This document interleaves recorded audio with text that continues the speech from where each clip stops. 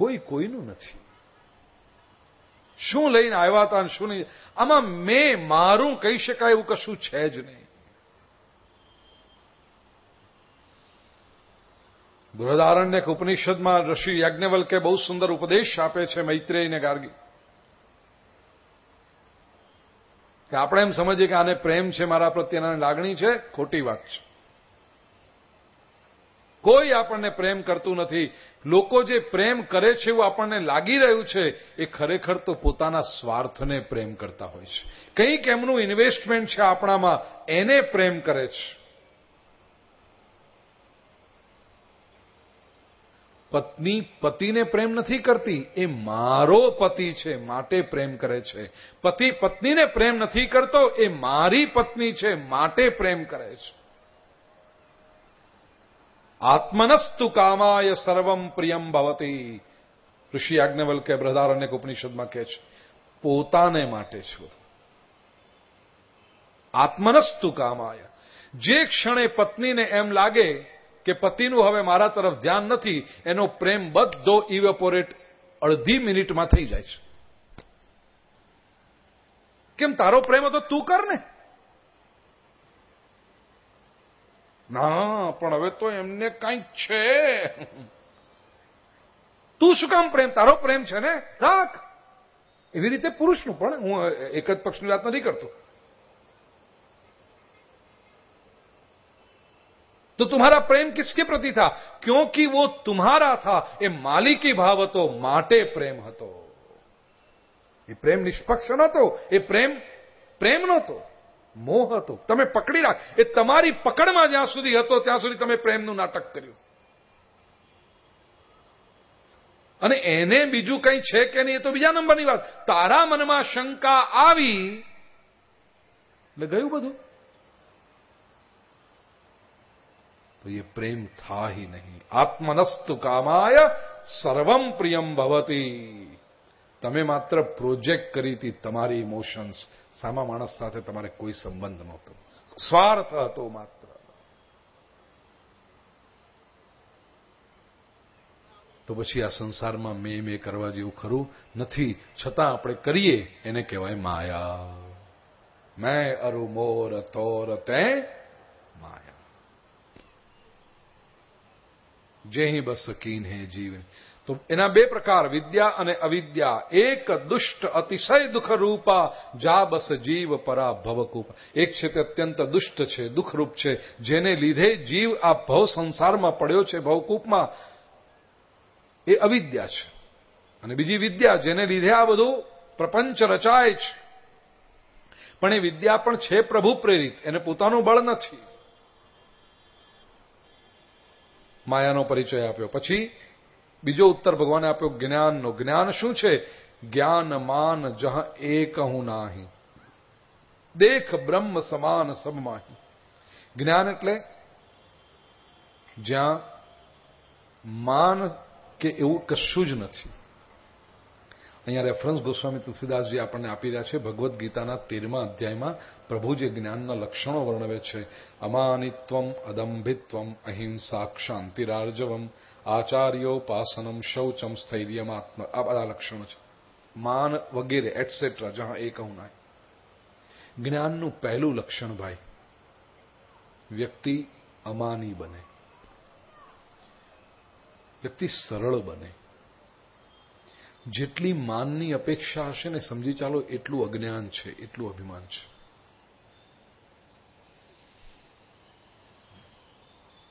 માન બિલકુલ નહીં, સરળ.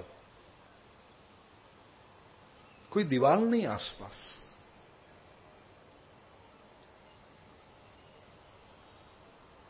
આંબાના ઝાડ પર કેરી આવે ને, કેરીનું ફળ જેમ મોટું થતું જાય, પાકતી જાય કેરી, એમ ડાળ નીચી આવતી જાય.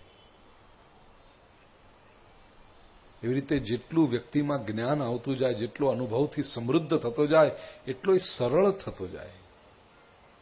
वो अपना लगे. આ જ્ઞાનનું લક્ષણ છે. અને જે વ્યક્તિ દિવાલો રચતો હોય ને, તમને દૂર રાખતો હોય, નહીં નહીં નહીં, આમ નહીં, આમ નહીં, આમ નહીં, સમજી ચાલો કંઈક એને સંતાડવાનું છે એટલે તમને દૂર રાખે છે. वो क्यों छुपा रहा है अपने आप को? બિલકુલ ટ્રાન્સપરન્ટ, કાચ જેવું જીવન. જો ભી આના ચાહો આવો, રહો મેરે સાથ. આ જ્ઞાનનું લક્ષણ છે. સરળતા. જ્ઞાન માન જહાં એકહુ નાહી, દેખ બ્રહ્મ સમાન સબ માહી. એ કેમ પડદા નથી રાખતો? કારણ કે ને દરેકમાં એક સરખા બ્રહ્મનું દર્શન થાય છે. જે ઈશ્વર મારી ભીતર છે એ જ ઈશ્વર દરેકની અંદર. તો પછી મારે પડદો શેનો? वो मेरा ही स्वरूप है.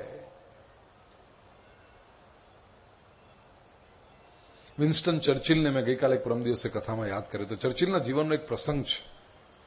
ચર્ચિલ પ્રભાવી ઓરેટર. એક વખત બ્રિટનના પત્રકારોએ ચર્ચિલને પૂછ્યું કે ચર્ચિલ, તમે આટલું બધું સરસ પ્રભાવશાળી વક્તવ્ય આપો, હજારો લોકો તમને સાંભળતા હોય, તમે અડધો કલાક એક કલાક સુધી ભાષણ કરો ને બધા તમને આમ એક નજરે જોઈ દે, તો તમને સંકોચ ન થાય? આમ સભાક્ષોભ, સ્ટેજ ફિયર જેવું ન થાય? સામાન્ય માણસને તો કોઈક જરાક આમ ટકી જોઈએ ને કોન્શિયસ થઈ જાય. તમે ટ્રેનમાં પ્રવાસ કરતા હો ને સામે બેઠેલો માણસ તમને આમ જોયા જ કરે ઉપરથી નીચે સુધી, તો બીજી મિનિટે તમે કોન્શિયસ થઈ જાવ, કેમ જોયા કરે છે? આ કપડાં તો બરાબર છે ને, આપણા મોજા બરાબર છે ને, બૂટ બરાબર છે. કોન્શિયસ થઈ જશો તમે. ચર્ચિલને પૂછ્યું, તમે કલાક સુધી ભાષણ કરો, હજારો લોકો તમને જોયા કરે ને તમને સંકોચ ન થાય? ડર ન લાગે? ચર્ચિલ કે બિલકુલ નહીં. પહેલા મને લાગતો હતો, ચર્ચિલ કે, પણ મેં એક આઈડિયા કર્યો. શું આઈડિયા? કે હું જેવું બોલવા માટે ઉભો થાઉં અને મારી સામે જે શ્રોતાઓ બેઠા હોય એમને એક નજર કરીને જોઈ લઉં અને મનમાં કહું, સો મેની ફૂલ્સ, આટલા બધા મૂર્ખાઓ, અને પછી બોલવાની શરૂઆત કરું. મૂર્ખાઓ છે તો આપણે જે બોલીશું સાંભળવાના જ છે ને, ક્યાં જવાના છે? એટલે મને ડર ન લાગે. પશ્ચિમનો ચર્ચિલ લોકોને મૂર્ખ ઠેરવી અને પોતે નિર્ભય બને છે. એ જ પ્રશ્ન ભારતના એક સંતને પૂછવામાં આવ્યો કે તમે 3 કલાક 4 કલાક સુધી પ્રવચન કરો, હજારો લોકો એક ધ્યાનથી તમને સાંભળતા હોય, તમને ડર ન લાગે? સંતે કોઈ એમાં ડર શેનું? પ્રવચન કરતા પહેલા હું આંખ બંધ કરીને જ્યારે મંગલાચરણ કરું ત્યારે ભગવાનને પ્રાર્થના કરું, મનમાં એવો અનુભવ કરું કે આ સામે જે બેઠા છે એ બધા મારું જ સ્વરૂપ છે. હું મારી પોતાની જાત સાથે વાત કરું છું. એ મારાથી જુદા છે જ નહીં. દેખહીં એક બ્રહ્મ સબ માહી. હવે મારું જ સ્વરૂપ હોય, અરીસાની સામે ઉભા રહીને ગીત ગાવાનો તો ડર લાગે નહીં, કારણ કે મારું જ સ્વરૂપ છે. અરીસાની સામે ઉભા રહીને સરસ આમ ગીત ગાતા ગાતા નાચતો હોય ને કરતો હોય, એને કે જરા અહીંયા એક ગીત, આટલા બધા લોકો સામે કેમ થઈ ગયું? બીજો આવ્યો એટલે સંકોચ આવ્યો, કારણ કે પારકો લાગે. કોઈ પારકો છે જ નહીં. મેં તો अपने ही से बात कर रहा हूं, दे आर माय एक्सटेंशन. डर कहेगा देख ही. આ આનું નામ કહેવાય જ્ઞાન. વૈરાગ્ય કયું? ત્રીજો ઉત્તર આપ્યો, તૃણ સમ સિદ્ધિ તીન ગુણ ત્યાગી. તણખલાની જેમ ત્રણેય સિદ્ધિઓનો જે ત્યાગ કરે એ વૈરાગી સાચો. અને માયા ઈસન આપ કહું જાન કહી સુજીવ, બંધ મોક્ષ પ્રદ સર્વ પર માયા પ્રેરક શિવ. જીવ અને શિવના અંતરમાં કહ્યું. જીવ કયો? જીવ એ છે જે માયાને જાણતો નથી, ઈશ્વરને જાણતો નથી, અરે પોતાને પણ જાણતો નથી, એ જીવ. અને શિવ જે બધાને બંધન અને મુક્તિ આપે છે, જે સર્વથી પર છે, એ માયાનો પ્રેરક તે શિવ પરમાત્મા. ત્યાર પછી પ્રભુએ ભક્તિની વાત કરી. ભગતિ તાત અનુપમ સુખ મૂલા, મિલહી જો સંત હોય અનુકૂલા. સર્વશ્રેષ્ઠ તો છે ભક્તિ, ભાઈ લક્ષ્મણ. અને એ ભક્તિ ક્યારે પ્રાપ્ત થાય? મિલહી જો સંત હોય અનુકૂલા. કોઈ સંતની કૃપા જો પ્રાપ્ત થાય તો ભક્તિ સહજતાથી પ્રાપ્ત થાય છે. એ પછી ભક્તિના સાધનો બતાવ્યા છે.